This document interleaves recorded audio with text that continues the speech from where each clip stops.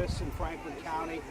That number went down to 10,000 this morning, but is fluctuating between that 10,000 upwards towards 50,000 during the day, because the issue isn't just the damage that was done during the storm, but the overall capacity of that system has been diminished because of that damage until that infrastructure and that grid is repaired and improved. So I know there are a number of folks that have gotten power back. We got power back this morning at the house, lost it again a little bit later this morning. That may continue to happen. The hope is that virtually everybody will be restored and that grid will be able to support the power needs of the community by late Thursday evening. So that is the plan we're working on with them. Hey, I'm gonna have, get away from the exit I'm gonna have Director Reese and Dr. Roberts talk a little bit about what we're offering through recreation parks, cooling centers, extended hours for pools, those types of things. Have Dr. Roberts talk a little bit about how we can prevent heat-related illness, heat stroke, and other things. And then I'll come up and be happy to answer some of your questions. But first, I'll have Director Reese speak to what Recreation and Parks is doing to help out our families. Director. Thank you, Mayor. We have had in the past what you saw was 5 cooling centers. We've extended that to 7 centers. We added Whetstone as Douglas has gone out of power, but we also added Linden as an additional cooling center, and then Dodge. We're trying to make sure that we keep families as cool as possible to ensure that families are safe. We have then provided water at all of our cooling centers also. So we're trying to do what we can. And so Beatty, Barnett, we have Dodge, Whetstone, Glenwood, as well as Linden as cooling centers. Then we've extended our hours for our pools.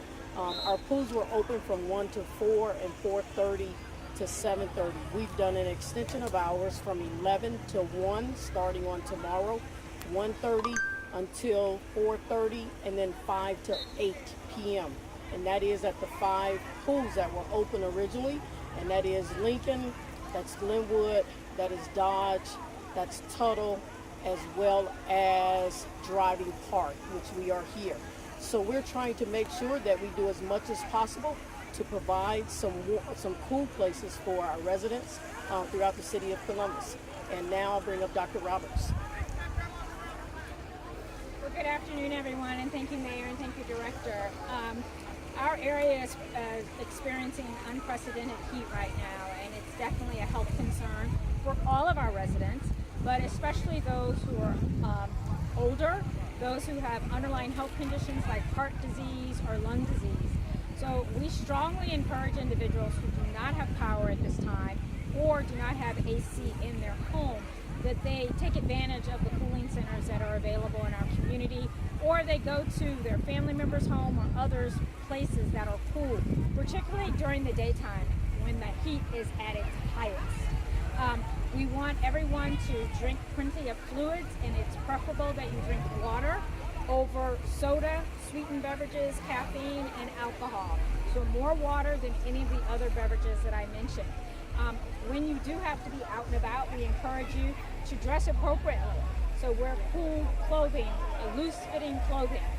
Make sure you take all your medications as you normally would, but drink plenty of fluids, particularly water. Stay in the shade if you cannot be in a cool area. Stay in the shade if you are outside. If you work outside, you should take frequent breaks and hydrate accordingly with water. If you are at home and you're one of the fortunate ones that does have power, we encourage you to close the blinds, close the curtains so that you can keep some of that heat outside of your home and keep your house as insulated as possible. If you are experiencing any symptoms, shortness of breath, trouble breathing, chest pain, you should seek medical attention immediately by either calling 911 or going to your local urgent care or emergency room. Those are all some of the important things that we want all of our residents to understand. We've gotten lots of calls that our hospitals are getting busy with people coming in for heat-related illness. Also, people coming in because their oxygen tanks aren't working. We encourage those individuals who do rely on oxygen, call your oxygen provider. They can give you a supplemental tank to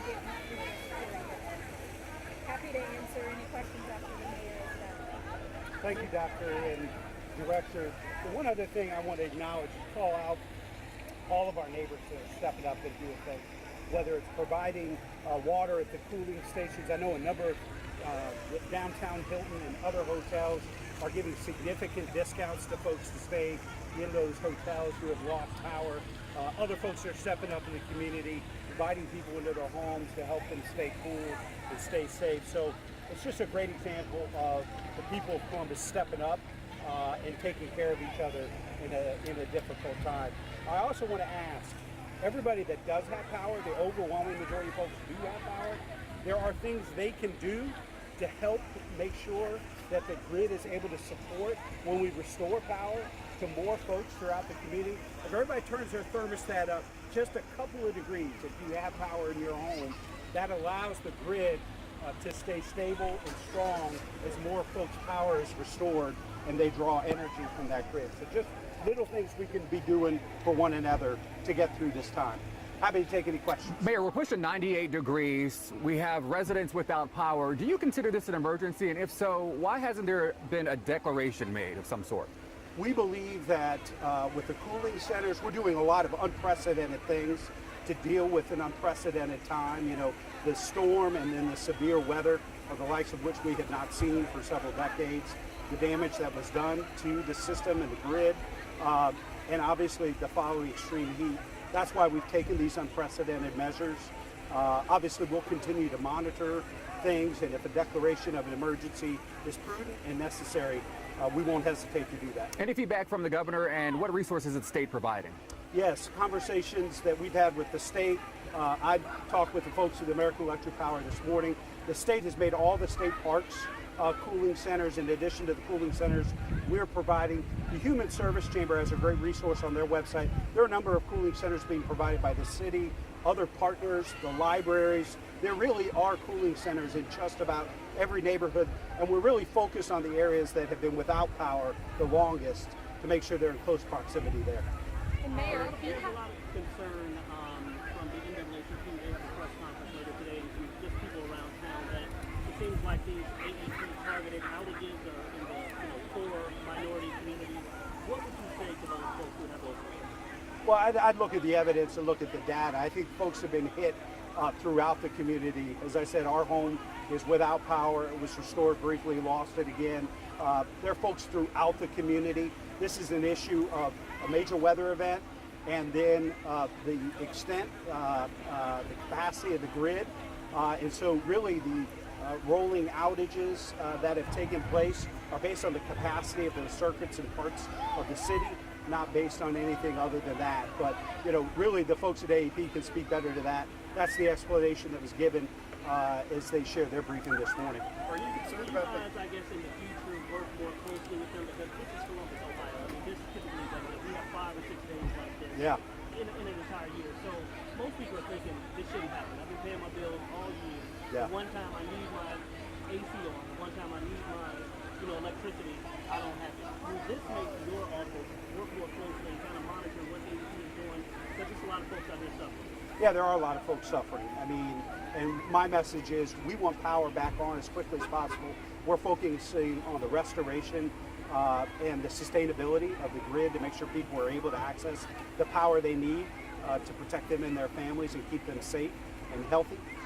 Certainly, we're going to look at this after the fact, look at what happened, what took place, how we can work with AEP and other partners to make sure that we don't face something like this again. But it is a pretty unprecedented storm followed by extreme heat that, as you said, does not happen very often in the city of Columbus. and Mayor, do you feel as the city is prepared? A lot of people are saying the city was not prepared for anything like this, and as you just mentioned, heat has happened all the time. How would you respond to the residents that say you did? Well, I would say look at the unprecedented things we're doing, from the cooling centers, extended hours of pools, working with many other partners to open up shelter for folks in different city-owned resources and facilities. So we're going to continue to work with folks, but I'm committed to continuous improvement. I know we're not perfect. If there are things that we could be doing differently and improve upon in the future, I am all ears. We're trying to do everything we can to help the people of Columbus get through a very difficult time. And if there are things that we can be doing better, we're always open for improvements. security experts are concerned that many Midwestern and East Coast cities may not have the infrastructure needs or capabilities to match the needs. Are you concerned this is something that's going to happen again this summer if heat or another storm damages the infrastructure?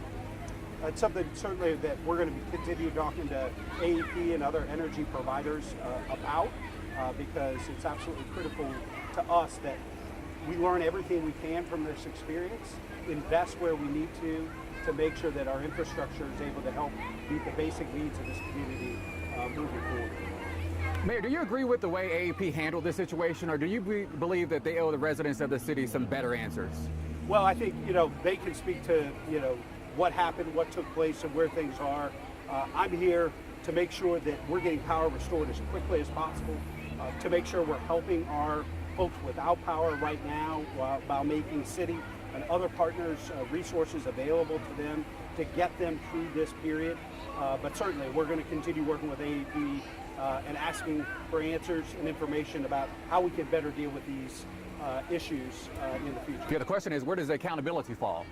Ultimately, it falls with AEP, their ratepayers, the Public Utilities Commission of Ohio, but we're going to continue working with them to make sure that we're doing everything we can for the people of Columbus. Mayor Ginther, this is kind of a two-part question with the cooling center because we've been to several around town and it seems like people really aren't utilizing it. Number one, just stress to folks, I guess, the importance if they're in need, if they don't have AC, the importance of going to these cooling centers.